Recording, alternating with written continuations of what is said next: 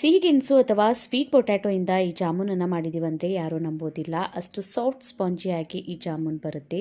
ಮಾಡೋದಕ್ಕೆ ಸಿಹಿ ಗೆಣಸನ್ನು ವಾಶ್ ಮಾಡಿ ಸ್ಟೀಮ್ನಲ್ಲಿ 10 ನಿಮಿಷ ಬೇಯಿಸ್ಕೊತಾ ಇದ್ದೀನಿ. ಪಾಕಕ್ಕೆ ಸಕ್ಕರೆ, ನೀರು, ಸಕ್ಕರೆ ಮೆಲ್ಟ್ ಆಗೋವರೆಗೂ ಮತ್ತು ಸ್ವಲ್ಪ ಪಾಕ ಗಟ್ಟಿ ಆಗೋವರೆಗೂ ಬೇಯಿಸ್ಕೊಳ್ಳಿ. ಲಾಸ್ಟಿಗೆ ಏಲಕ್ಕಿ ಪೌಡರ್ನ ಹಾಕ್ಕೊಂಡಿದ್ದೀನಿ. ಸಿಹಿ ಗೆಣಸಿನ ಸಿಪ್ಪೆನ ತೆಕ್ಕೊಂಡ್ಬಿಟ್ಟು ಮ್ಯಾಶರಿಂದ ಮ್ಯಾಶ್ ಮಾಡ್ಕೊಳ್ಳಿ. ಕೈಯಿಂದ ಕೂಡ ಮ್ಯಾಶ್ ಮಾಡಿ ಇದಕ್ಕೆ ಹಾಲಿನ ಪೌಡರ್, ಮೈದಾ ಹಿಟ್ಟನ್ನು ಹಾಕ್ಕೊಂಡ್ಬಿಟ್ಟು ಮಿಕ್ಸ್ ಮಾಡ್ಕೊಂಡಿದ್ದೀನಿ. ನೀವು ಬೇಕಾದರೆ ಬರೀ ಹಾಲಿನ ಪೌಡರಿಂದ ಕೂಡ ಹಿಟ್ಟನ್ನು ನಾದ್ಕೊಳ್ಬೋದು. ತುಪ್ಪನ ಹಾಕ್ಕೊಂಡ್ಬಿಟ್ಟು ಸ್ವಲ್ಪ ನಾದ್ಕೊಳ್ಳಿ. ಯಾವ ಸೈಜ್ನಲ್ಲಿ ಬೇಕೋ ಆ ಸೈಜ್ನಲ್ಲಿ ಜಾಮೂನನ್ನು ಮಾಡ್ಕೊಂಡ್ಬಿಟ್ಟು ಎಣ್ಣೆಯನ್ನು ಬಿಸಿ ಮಾಡಿ ಒಂದೊಂದಾಗಿ ಹಾಕ್ಕೋತಾ ನಿಧಾನವಾಗಿ ಸರಿಯಾಗಿ ಈ ರೀತಿ ಕಲರ್ ಬರೋವರೆಗೂ ಜಾಮೂನನ್ನು ಫ್ರೈ ಮಾಡ್ಕೊಳ್ಳಿ. ಈಗ ಜಾಮೂನ್ ಫ್ರೈ ಆಗಿದ ಮೇಲೆ ಪಾಕದಲ್ಲಿ ಜಾಮೂನನ್ನು ಹಾಕಿ 4 ರಿಂದ 5 ಗಂಟೆ ಪಾಕದಲ್ಲಿ ನೆನೆಯೋದಕ್ಕೆ ಬಿಡಿ. ಆಮೇಲೆ ಟೇಸ್ಟಿಯಾದಂಥ ಜಾಮೂನನ್ನು ತಿನ್ಕೊಳ್ಬೋದು.